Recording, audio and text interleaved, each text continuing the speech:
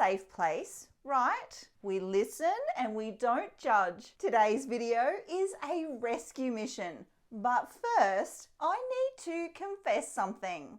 This has been lost in the shadows of my craft room since 2019. 2019.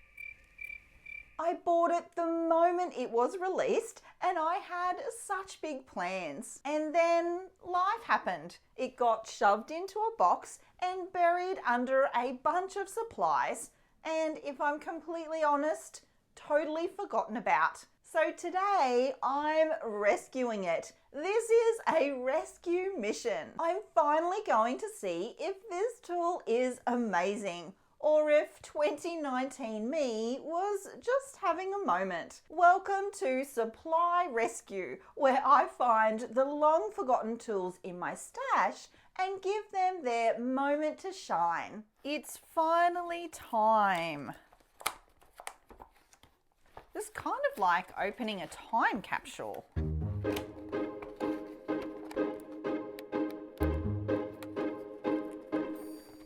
Let's get in here. Okay, do I need that? Is that instructions? So we do have printed instructions, that's good. And then I believe this will be our guide, because we do need to trim pattern papers and such to a specific size. I wonder if there's any errors on this. There have been other We Are Makers boards that have had either spelling mistakes or the numbers haven't quite been right. So we will find out. And then here's the board itself. So it does come with the paper scorer. And then this is the section that does the notch at the top of the pocket, because you can do a pocket with a notch or a pocket with a folded flap. And then these are the little like markers. So we'll get to them. And then this has 1, 2, 3 on it. And then this side has letters A through E. A through E. Okay. So first things first, I am going to use just some plain copy paper. I don't know that this is going to work right out of the box. I think I'm going to need a little bit of trial and error, and I don't want to waste pretty paper for that. So I think what I will do is maybe like a 5 by 3.5 inch. Let's do that, 5 by 3.5. Step 1 is to cut the pattern paper to size. So 5 by 3.5. Let's cut a second one just in case I need it. 3.5. Next, we need to check these peg placements. So they need to be at B and 1. And there are arrows pointing up or down. We want them pointing towards the paper. So 1, and then this one is in B. So B and then 1. And then the paper goes in long side to the top here, like so. And I'm going to gently push it sort of this direction so that it's up against this and this. This is the blade, and the blade has a round section that fits inside this track, and then the blade, and we'll cut this corner. Let's see how this goes. Okay, that's good. Next, we need to flip the paper this way, and then cut that corner.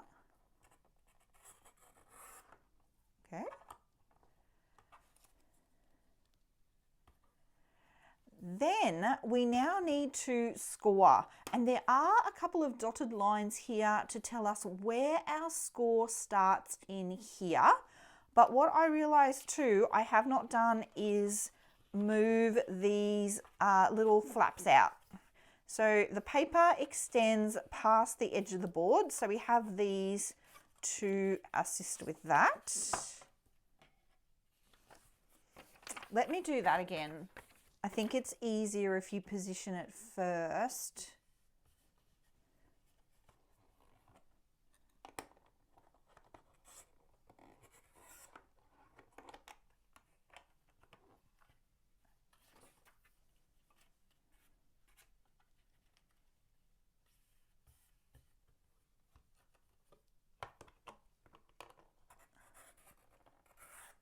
Okay, now without moving the paper, I'm now going to add my score lines in. Okay, there's a groove, so that's simple enough. Okay, then we need one more for this side. So we've got 3 scores altogether. And then this is our little envelope.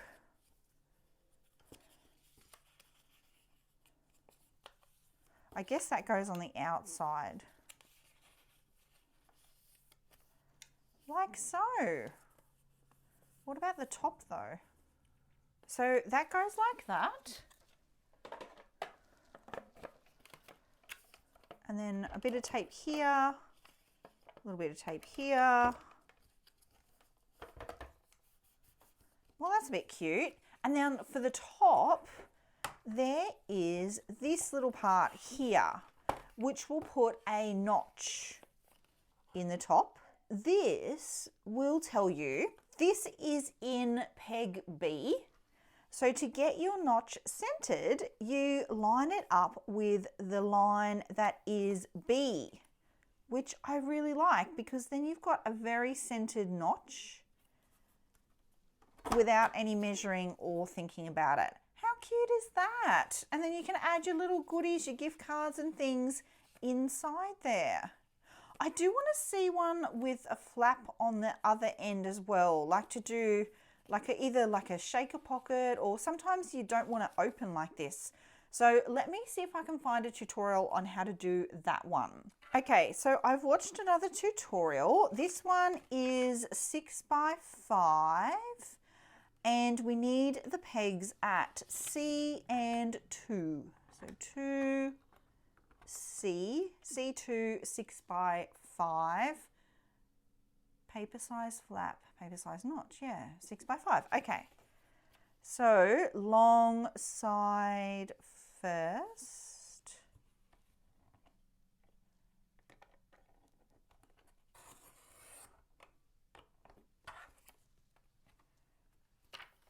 And flip.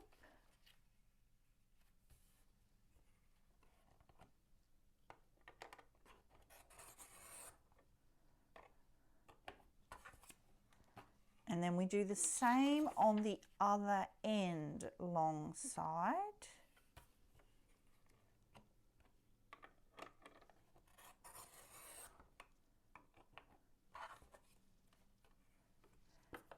And we do our fold.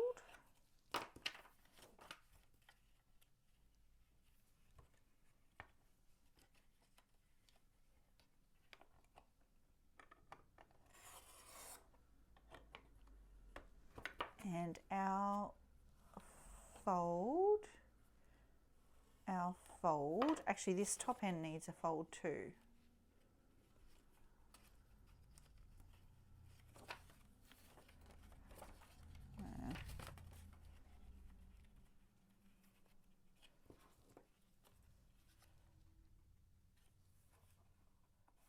Where is that? Oh.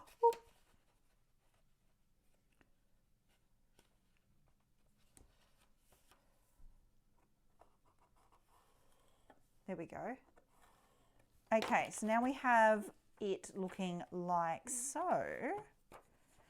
And then same thing. Let's put some tape here. And now we have, oh, I forgot to put tape there, whoops. And now we have one with a little opening at the top. That's a little bit bigger than this one. Okay, so the fold's a bit off. I'm going to need to practice a little bit and get a little more precise with that. It's a bit wonky, but that's the idea. and it does work. Now, I could test this with just basic cardstock and call it a day, but I haven't waited this long to do a basic test. And where's the fun in that? This needs to be a proper rescue mission. So today I'll try a bunch of different materials. Let's find out what this tool can actually do. I'm not sure about the last one. Let's see what happens. First up, regular basil cardstock. Pretty. I also have this lightweight vellum. I'm a bit nervous about that. I also have this decorative printed vellum. I have been saving this for 100 years too. I wonder if it's got a date on it. 2014. Okay, so I've been saving this for a special project, and I guess this is the project. I also have some acetate. I'm very nervous about how this will go and how I am going to glue it together and have it still look pretty, but I'll get to that. And then lucky last, this sparkly cardstock. So it will be interesting to see how the blade goes with that.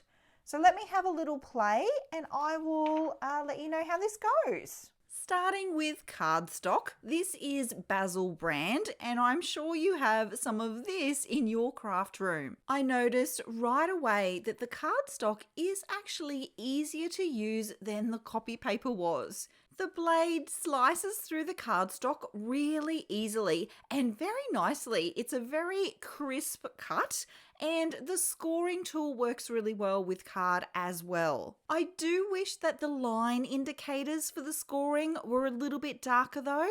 They aren't super easy to see. Also, I am doing this voiceover a couple of days after I had recorded this footage, and I've just realised that I didn't try any pattern paper. I really can't see it being a problem, especially considering just how well it's done with the cardstock. Next up, I do want to try the vellum, and this one has a lot of printing on it, so it is actually quite sturdy. The blade's going through really nicely, and because the vellum is see-through, it's actually a lot easier to see where those score lines should be. The one thing I am wondering about now is how long will that blade last? I'm guessing quite a while actually, unless I was making envelopes in bulk, and I did check you can buy replacement blades. This is looking super cute already. I do love a good vellum pocket, and what I'm going to do is use my ATG to secure it. That tape is actually quite good. It's very subtle and it's not a wet glue, so it's not going to warp anything. Next up is this plain vellum, and this is where things get a little bit interesting because this vellum is not as sturdy as the previous one I tested. It's also a little bit more slip-slidey, so it's not sitting in the tool in the same way that the cardstock was. It worked perfectly fine. I just happened to notice that there's a lot more wiggle room when I'm pushing the paper up in towards those bars. Just know that you will need a little bit of extra care when using vellum. Here are the two vellum pockets side by side, looking very cute. Now onto the gold cardstock. I have two concerns here. Firstly, how well will the blade cut through this card? Because it is very textured. There is a lot of glitter on this card, and it is also very thick. So far, so good. The blade did get through the card quite nicely, actually. There was a little bit of extra pressure required, but the cut is really clean. The scoring also worked quite well. I did just have to go across the score line a few times to make sure it was nice and solid. I did run into an unexpected issue, however, and that came when it was time to glue the envelope together. I didn't think this would be a problem actually, so I started by using my Nuvo Deluxe adhesive, which is the glue I use all of the time. That did not work, so I have leveled up to this glue, which I have had for years and years. It's a multi-purpose glue and is quite a lot thicker than the Nuvo Deluxe, so I'll set that aside and leave that time to dry. In the meantime, let me test out acetate. I wasn't expecting any issues with the blade. It cut through the acetate like butter. But I did have the same problem that I had with positioning the acetate that I had with the vellum. It was very slip-slidey. I really do wish those bars, the guides with the alphabet and the number, I wish they were just even half an inch longer. I feel like it would sit in there far more securely. So much so that I was not feeling super confident to do the score lines using the board. So I have actually pulled out my score pal and I'm going to do it on that. I have a really solid edge that I can press the acetate up against. So this worked out perfectly. So here's a look at all of the envelopes I've made so far. And I just had an idea. But first, we need to check on this gold envelope. And it turns out level 2 glue did not work either. Desperate times call for desperate measures. So I'm going all out and I've pulled out my hot glue gun. This will for sure do the trick. Let's just hope I don't hurt myself in the process. That's got it. So now I can get on to this wacky idea I've got. I'm curious, can I get this to work with fabric to create fabric envelopes? So obviously the blade won't work and I'm not expecting it to be able to cut fabric, but I think I can use the tool itself to create a guide and then cut the design out with my fabric scissors.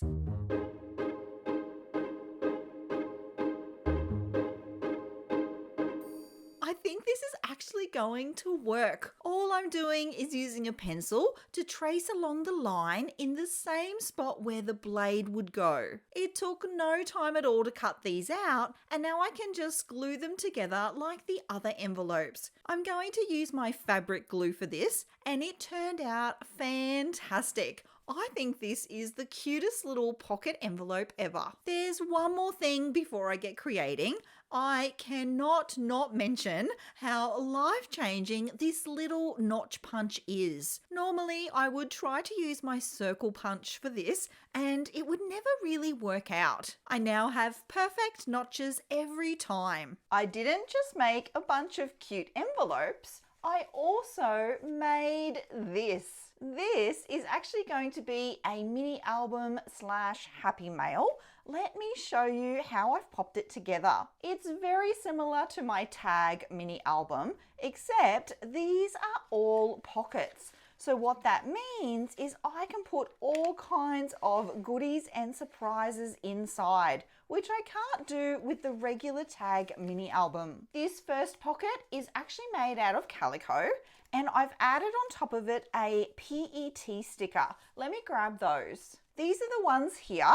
I love these cute little books. They come from Journal Say, and I will link them below. And all I did was add it on top of the calico there and then stitched around the edge. For the back, I've just got some plain cardstock, and then this one, this is a sticker as well. These are the ones. I've used the cats from this pack, so it's girls and cats, but they also have other cute animals like bunnies and squirrels. I think there was a dog one on the website as well. So that's those. The die here, the floral die, is one from my stash, and I'll see if I can link one that's similar. This butterfly here has been kicking around in a scraps bucket for the longest time, so I've just included that. This next pocket is that printed vellum, and then a little scrap of calico, and then this little girl is another one of those PET stickers. She comes from this pack here, and this little book has so many of these really cute little girls, and a lot of them were in similar color tones to the album. So I actually had quite a lot of choice here in what to use. I really like them. I think they're really sweet. So that's also from Journal Say. And then inside here, I have just cut to fit a piece of cardstock. So my plan is to, as Happy Mail, to add in a bunch of little cute embellishments that coordinate with this. And then there are spare spaces. So I've left spaces blank on purpose for photos to be added. This washi tape too, it's from Journal Say as well. And I thought the colors matched really, really well. So that's that one. Then we have this little tag is just from my stash. And then we have a plain cardstock envelope, again with the calico, one of those girl stickers. And in the background, that's that same sticker from here. I have actually only just started using these PET stickers in my projects, and I really like them. I love how they can layer up. I feel like it's my kind of clean mixed media, because a lot of them have like little splashes and smudges on them, little stamped images, and you can layer them on top of each other and create really, really cute decorative backgrounds and such. So this one is a plain on purpose. Again, you could add a photo there or other elements, and of course we've got the pocket. And then lucky last is quite a large pocket done on just white cardstock, but then I've layered in the calico. I've put a PET sticker over the top of the calico, so you can see here these, I love these marks. It's like a stamp and layers, but it's all in a sticker ready to go. That's one of the stickers from these packs here, the girls with the cats, and then more florals on top. And then here's the back page, more of the same. So the same idea, just repeated on lots of the pages in the album. That's how I like to do them, because you don't have to reinvent the wheel every time. Isn't it cute? So yeah, so I think I'll put in a mixture of cute little matching embellishments, maybe even like a little tea bag, a gift card, and I'm going to send this one out as Happy Mail to a friend. Isn't it cute? So after 6 years, lost and forgotten, what's the verdict for the We Are Makers pocket punch board? The rescue was worth it. I'm honestly mad at myself for letting it sit in a box since 2019, when I could have been making cute little pockets with all my paper scraps this whole time. So here's my challenge to you. What's sitting in the shadows of your craft space right now? What tool or supply have you been ignoring that needs a rescue mission? Let me know in the comments, because your long lost forgotten craft supply could be the supply I rescue in the next episode. I have plenty more hiding in my stash, and clearly I can't be trusted to remember all the supplies I have. There's one more thing. If you've been wondering what else I've been testing lately, there's been a lot. I've actually made a whole playlist so you can binge watch them all. It's the perfect thing to watch next. Thank you so much for being here, my creative friends. I'll see you all next time. Until then, bye.